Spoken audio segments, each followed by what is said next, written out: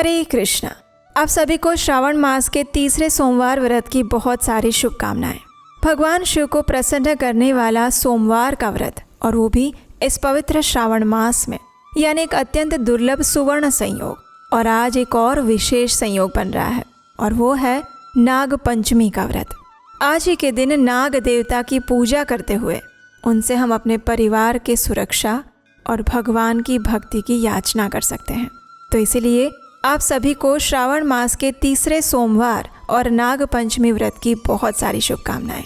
भगवान शिव तथा माता पार्वती की कृपा आप और आपके परिवार पर सदैव बनी रहे, यही कामना करते हैं। और इसी प्रार्थना के साथ चलिए आज की श्रावण मास के सोमवार की व्रत कथा का श्रवण करते हैं। आइए आज की श्रावण सोमवार व्रत कथा आरंभ करते हैं। कैलाशवासी गिरिजा विलासी श्मशानवासी सुमनो निवासी काशी निवासी विजय प्रकाशी योनादिकल्पेश्वर एवं सोसौ। जो कैलाश पर निवास करते हैं और भगवती गिरिजा के संग सदैव आनंद की अनुभूति करते हैं, जो श्मशानवासी होने पर भी भक्तों के मन और हृदय में निवास करते हैं और काशी में रहने वाले तथा विजय प्रदान करने वाले हैं, वे अन्य और कोई नहीं अपितु भगवान आदि कल्पेश्वर हैं। श्रावण मास के सोमवार की कथा का वर्णन सूत गोस्वामी द्वारा किया गया था, और वो भी नैमिषारण्य में एकत्रित ऋषियों के समक्ष। और वो कथा इस प्रकार थी। प्राचीन समय में चित्रवर्मा नाम से प्रसिद्ध एक राजा हो गए। वे अत्यंत निष्ठावान, धर्मपरायण और शक्तिशाली राजा थे। वे अपने राज्य में कोई भी दुष्कर्म होने नहीं देते थे, और अगर ऐसा कोई दुष्ट व्यक्ति हो तब पर भी उसे अत्यंत कठोर दंड दिया जाता था, जिसे देखकर अन्य लोग भी दुष्कर्म करने से भयभीत हो जाते। और इसीलिए इस राजा को यमराज के समान माना जाता था। वे अपनी प्रजा की रक्षा करने में सक्षम थे, और ये राजा स्वयं भगवान शिव और भगवान नारायण के भक्त थे। अपने जीवन में राजा हर प्रकार से सुखी थे। उनके अत्यंत पराक्रमी और बलवान पुत्र थे, और अंत में एक सुंदर सुशील पुत्री भी थी, जिसका नाम सीमंतिनी था। अब राजा चित्रवर्मा की वो पुत्री बड़ी हो रही थी। एक दिन राजा ने ब्राह्मणों को बुलाकर उसकी जन्म कुंडली दिखाकर उसके भविष्य के बारे में पूछा। तो एक ने कहा कि महाराज, आपकी पुत्री बहुत ही भाग्यवान है। वो अपने जीवन को बहुत ही सुखमय रूप से पूर्ण करेगी और 10,000 वर्षों तक अपने स्वामी के साथ आनंद भोगेगी और 8 पुत्रों को जन्म देकर उत्तम सुख का उपभोग करेगी। लेकिन वहीं दूसरे ब्राह्मण ने कहा, हे राजन, ये कन्या 14 वर्ष में विधवा हो जाएगी। ब्राह्मणों की ऐसी बात सुनकर राजा कुछ क्षण के लिए दुविधा में पड़ गए और अपनी पुत्री के लिए चिंता में डूब गए। तत्पश्चात उन्होंने सब कुछ अपने भाग्य पर छोड़कर ब्राह्मणों को विदा कर दिया। सीमंतिनी अब धीरे धीरे बड़ी हो रही थी, समझदार हो रही थी। अब ब्राह्मण की कही हुई बात ने चर्चा का स्वरूप ले लिया। उसकी सखियां भी ये बात की चर्चा करने लगी कि वो छोटी उम्र में ही विधवा हो जाएगी। और इस बात से परेशान सीमंतिनी एक दिन याज्ञवल्क्य मुनि की पत्नी मैत्रेयी के पास गई। माता मैत्रेयी अत्यंत धार्मिक और भगवान शिव की भक्त थी। अब सीमंतिनी ने उनके पास जाकर बड़े ही आदर से उनका प्रणाम किया और उनसे कहा, हे माता, मैं आपके चरणों में आई हूँ। आप मुझे मार्ग दिखाइए, मुझे सौभाग्य बढ़ाने वाले सत्कर्म का उपदेश दीजिए।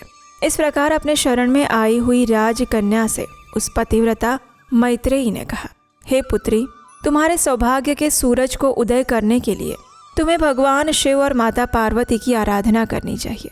पूर्ण श्रद्धा और नियम पूर्वक सोमवार का व्रत रखना चाहिए। इस दिन प्रातः काल में स्नान इत्यादि करके शुद्ध वस्त्र धारण करके भगवान शिव और माता पार्वती की पूजा करके उपवास का पालन करना चाहिए और उन्हीं से अपने सौभाग्य के लिए प्रार्थना करनी चाहिए। ऐसा करने से तुम्हारे जीवन के सभी कष्ट दूर हो जाएंगे। तुम्हारे जीवन में सौभाग्य का सूरज उदय होगा। और हाँ, ऐसी भी कठोर स्थिति उत्पन्न हो सकती है जब भगवान तुम्हारी परीक्षा ले, लेकिन उस समय में भी तुम भगवान शिव की पूजा, भक्ति और उनके इस सोमवार के व्रत को कभी मत छोड़ना। इतना कहकर माता मैत्रेयी अपने आश्रम में चली गई और सीमंतिनी उनके कथन अनुसार भगवान शिव का पूजन करने लगी। उसने सोमवार का व्रत अब आरंभ कर दिया था। प्रत्येक सोमवार के दिन पूर्ण श्रद्धा और भक्तिभाव से वो भगवान शिव और माता पार्वती की आराधना करती। और अब वो पुत्री बड़ी हो रही थी, विवाह योग्य होने लगी थी। इसलिए राजा चित्रवर्मा ने अपनी पुत्री के लिए सुयोग्य वर की खोज करना आरंभ कर दिया। उस समय एक समृद्ध निषेध देश था जिसमें नल और दमयंती के इंद्रसेन नामक पुत्र थे और राजा इंद्रसेन के पुत्र चंद्रगद हुए। वे भी विवाह के योग्य हो चुके थे। उनका प्रस्ताव चित्रवर्मा की पुत्री के लिए आया तो उन्होंने अपने गुरु की आज्ञा से अपनी पुत्री का विवाह चंद्रगद के साथ सुमंगल रूप से निश्चित करवा दिया। विवाह के बाद कुछ समय तक राजा चित्रवर्मा की पुत्री और उनके दामाद उनके साथ रहे।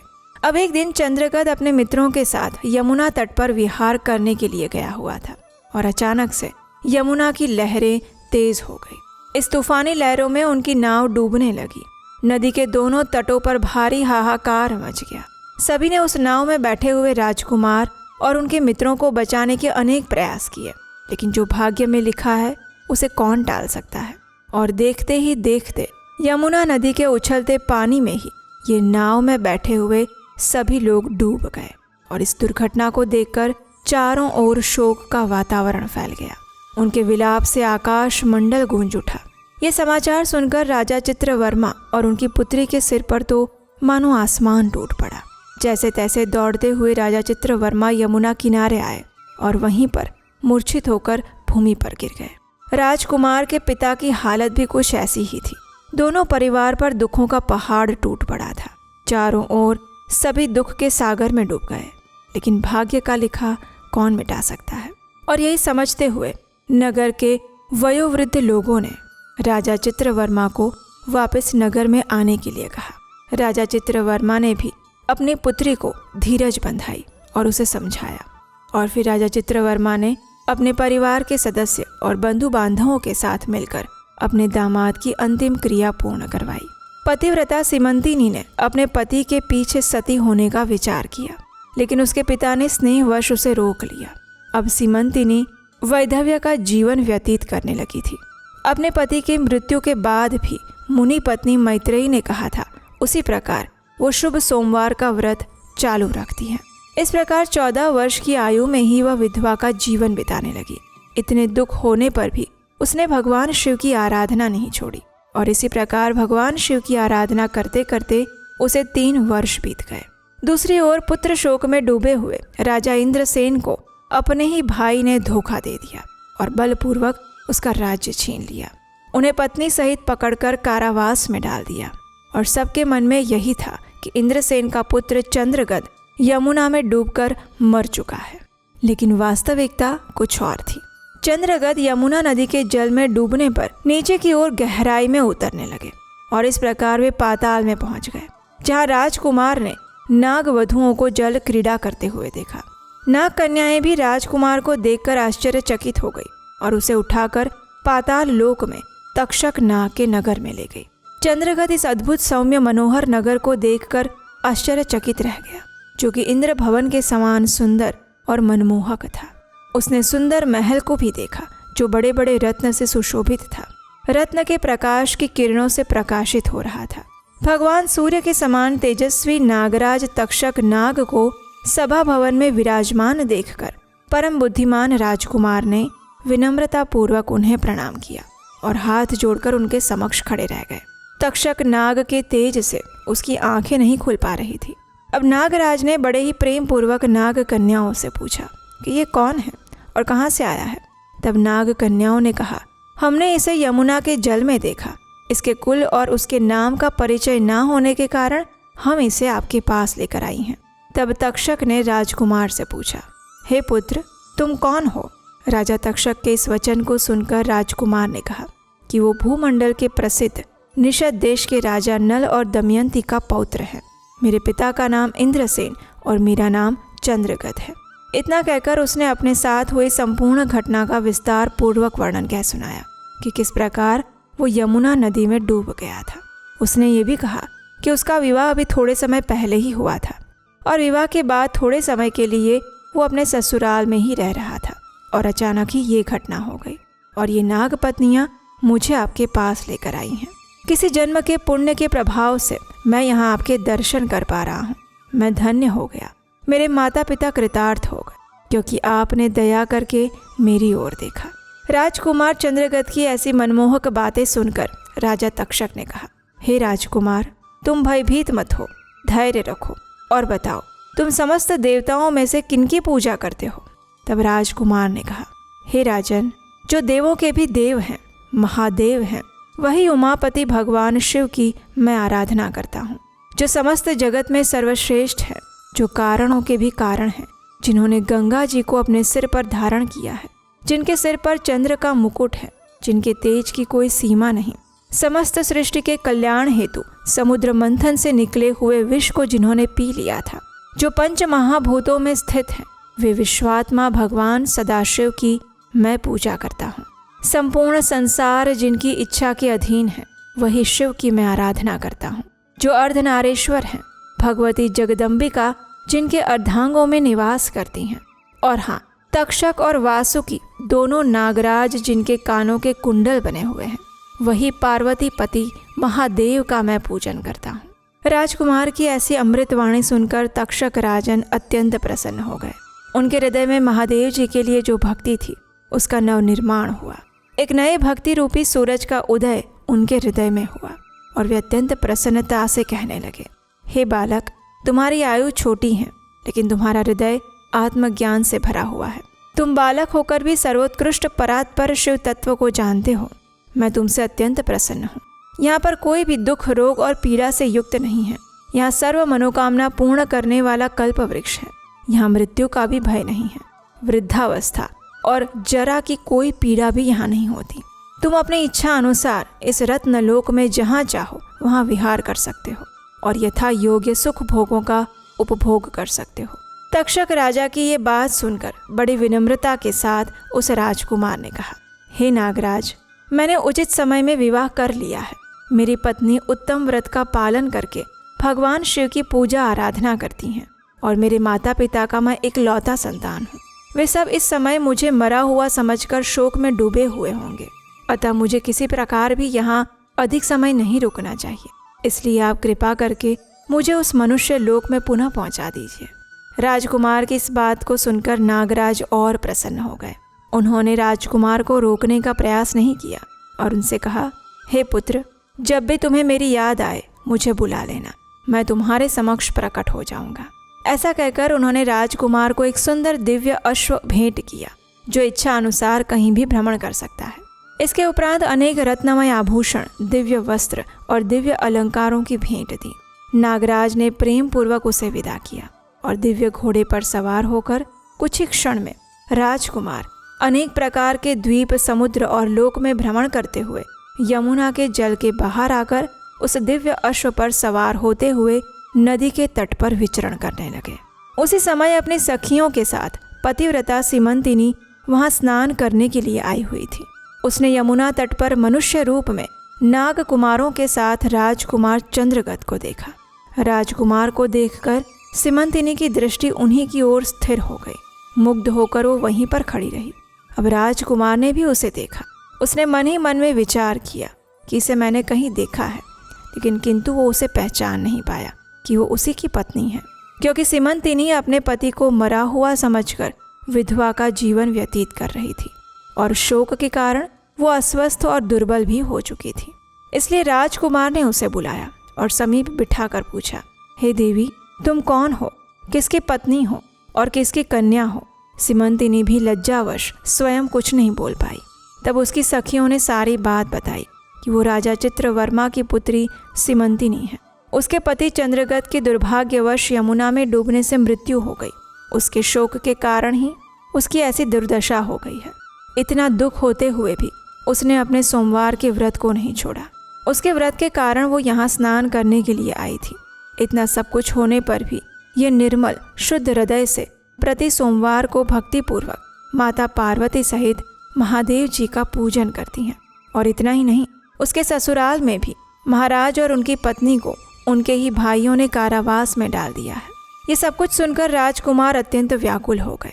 अपनी पत्नी और माता पिता की दुर्दशा सुनकर विचलित होने लगा। अब सीमंतिनी ने राजकुमार को उनके हाव भाव, अंग चिन्ह, स्वर आदि लक्षणों से पहचान लिया था, लेकिन उसे लगा कि ये भ्रम हो सकता है। मेरे पति तो यमुना में डूबकर मर चुके थे। इसलिए अपना भ्रम दूर करने के लिए उसने राजकुमार से पूछा कि आप कौन हैं? आप मुझे स्वजन की भांति प्रतीत होते हैं। इतना कहकर राजकुमारी की आंखों में आंसुओं की धारा बहने लगी। वह फूट फूट कर रोने लगी और मूर्छित होकर पृथ्वी पर गिर पड़ी। अपनी पत्नी को शोक में डूबे हुए देखकर राजकुमार भी शोक में व्याकुल हो गए। थोड़ी देर चुपचाप वहीं बैठे रहे और फिर अपनी पत्नी को निहारते रहे। कुछ समय बाद राजकुमारी को चेतना वापस आई और मन ही मन सोचने लगी कि ये कैसे हो सकता है। अवश्य ही यही मेरे पति हैं, क्योंकि मेरा हृदय प्रेम से अधीर होकर इन्हीं में अनुरक्त हुआ है। लेकिन क्या मुझ अभागिन को मेरे पति वापस मिल सकते हैं? कहीं ये मेरा भ्रम तो नहीं है? या फिर उन मुनि पत्नी मैत्रेयी ने जो मुझे कहा था, कोई भी परिस्थिति हो सोमवार के व्रत का पालन करना, ये उसका तो फल नहीं है?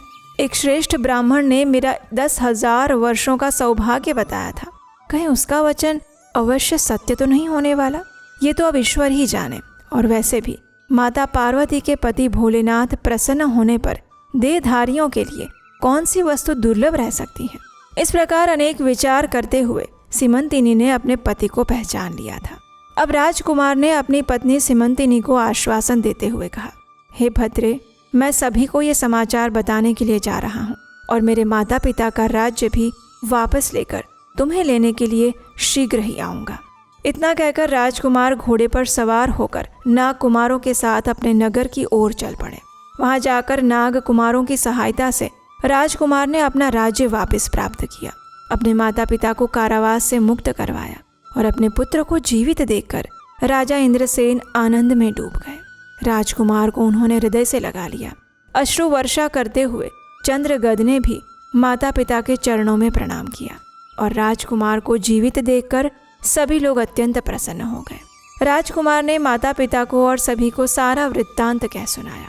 नागराज तक्षक से मित्रता होने की बात भी बताई और ये सुनकर राजा इंद्रसेन अत्यंत हर्षित हो गए। मन ही मन सोचने लगे कि अवश्य मेरी पुत्र वधू ने भगवान शिव की आराधना करके इस अनुपम सौभाग्य का उदय किया है। अब ये समाचार महाराज चित्रवर्मा को देने के लिए राजा इंद्रसेन ने दूतों को भेजा और ये समाचार सुनकर राजा चित्रवर्मा भी आनंद से भाव विभोर हो गए। अनेक भेंट और उपहारों के साथ उन्होंने उस संदेशवाहक को वापस भेजा और अपनी पुत्री को बुलाकर उसके वैधव्य के सभी चिन्हों का परित्याग करवाया। उसे अनेक आभूषणों और सुंदर वस्त्रों से सुसज्जित करवाया और राजा चित्रवर्मा ने नगर में एक महान उत्सव मनाया। सभी की उपस्थिति में राजकुमारी सीमंतिनी के सदाचार की प्रशंसा की गई और राजकुमार चंद्रगद के साथ उन्होंने अपनी पुत्री को विदा करवाया। राजकुमार चंद्रगद ने भी नागराज तक्षक से मिले हुए रत्न आदि आभूषण से अपनी पत्नी को अलंकृत किया और इस प्रकार सीमंतिनी के द्वारा सोमवार के व्रत और भगवान शिव की श्रद्धा पूर्वक की हुई आराधना से उसे अपना पति वापस मिल गया। राजकुमार भी अपनी पत्नी को लेकर अपने राज्य में वापस आया और राजा इंद्रसेन ने उसे राजगद्दी सौंपकर भगवान शिव की आराधना करके योगी पुरुषों को उपलब्ध होने वाली उत्तम गति को प्राप्त किया। राजा चंद्रगद ने अपनी धर्म पत्नी सीमंतिनी के साथ 10,000 वर्षों तक सुखमय जीवन व्यतीत किया। 8 पुत्रों और एक कन्या को जन्म दिया। सीमंतिनी भी प्रतिदिन भगवान महेश्वर की पूजा करती हुई अपने स्वामी के साथ सुखपूर्वक रहने लगी और अपने सोमवार के व्रत के प्रभाव से अपने खोए हुए सौभाग्य को पुनः प्राप्त करती हैं। तो ये थी स्कंद पुराण से ली गई आज की श्रावण मास के सोमवार की प्राचीन कथा। हमें आशा है कि आज के इस श्रावण मास के सोमवार की व्रत कथा का श्रवण करके आपका श्रावण सोमवार व्रत अवश्य सफल होगा। लेकिन इस कथा के अंदर क्या आपने एक बात सुनी? राजकुमार चंद्रगद अत्यंत छोटी आयु के थे, लेकिन फिर भी वे नागराज तक्षक के सामने जाकर भगवान शिव की भक्ति और उनकी महिमा का गुणगान करते हैं। वे अपने चरित्र, अपने ज्ञान और बुद्धि द्वारा राजा तक्षक को प्रसन्न कर लेते हैं और वो भी इतनी छोटी आयु में। यह आखिर कैसे संभव हो सकता है? तो इसका जवाब हमें मिलता है गर्भ विज्ञान के अंदर। यह हमारी संस्कृति की ऐसी अनमोल धरोहर है जिसके बारे में बहुत कम लोग बात करते हैं। और इसका अर्थ है, जब कोई भी संतान अपनी माता के गर्भ में आती है, उस समय और उसके गर्भ में आने से पहले ही उस जीवात्मा का भविष्य, उसके चरित्र, उसके गुण, उसके मूल्यों का निर्माण किया जा सकता है और उसी को गर्भ विज्ञान कहते हैं। और ये गर्भ विज्ञान विशेषकर गर्भवती महिलाओं के लिए और जो महिलाएं आने वाले समय में गर्भावस्था धारण करने वाली हैं उनके लिए समझना अत्यंत महत्वपूर्ण है। अगर आप ये करते हैं तो आपकी आने वाली संतान दिव्य गुणों से युक्त होती हैं। तो अगर आप इस विषय में और जानना चाहते हैं तो नीचे डिस्क्रिप्शन बॉक्स में एक लिंक दिया गया है जहाँ पर मैं आपके लिए एक स्पेशल वर्कशॉप करने जा रही हूँ और इस वर्कशॉप के अंदर मैं गर्भ विज्ञान के वो सारे रहस्य आपके साथ साझा करूँगी जिसके माध्यम से आप भी राजकुमार चंद्रगत की तरह एक दिव्य संतान को जन्म दे सकती हैं। उसका लिंक नीचे डिस्क्रिप्शन बॉक्स में दिया गया है, वहाँ पर जाकर इस वेबिनार के लिए रजिस्टर कर सकते हैं। और अगर आज का ये वीडियो अच्छा लगा है तो आज के इस श्रावण मास के सोमवार की व्रत कथा वाले वीडियो को लाइक अवश्य कीजिएगा और उसे कम से कम 5 लोगों को शेयर कर दीजिए, क्योंकि श्रावण मास के सोमवार की कथा का सिर्फ श्रवण करने से भी मनुष्य को अनेक पुण्य फलों की प्राप्ति होती है। तो आज का ये सुंदर दुर्लभ अवसर है, उसे गंवाइए मत और अभी इस वीडियो को अपने व्हाट्सएप में, फेसबुक में, इंस्टाग्राम में शेयर कर दीजिए। और हाँ, अगर पहली बार इस चैनल पर आए हैं तो आपके अपने चैनल उपदेशाष्टकम को सब्सक्राइब करके ही जाइएगा, क्योंकि इसी चैनल पर हम आपको देते हैं वैदिक शास्त्रों, पुराणों और ग्रंथों से ली गई सिर्फ और सिर्फ प्रमाणभूत जानकारी और व्रत कथाएं बिना किसी मिलावट के। इसी के साथ आज के इस कथा को यहीं पर विराम देते हैं। आप सबको फिर एक बार श्रावण मास के सोमवार की बहुत सारी शुभकामनाएं। हरे कृष्ण।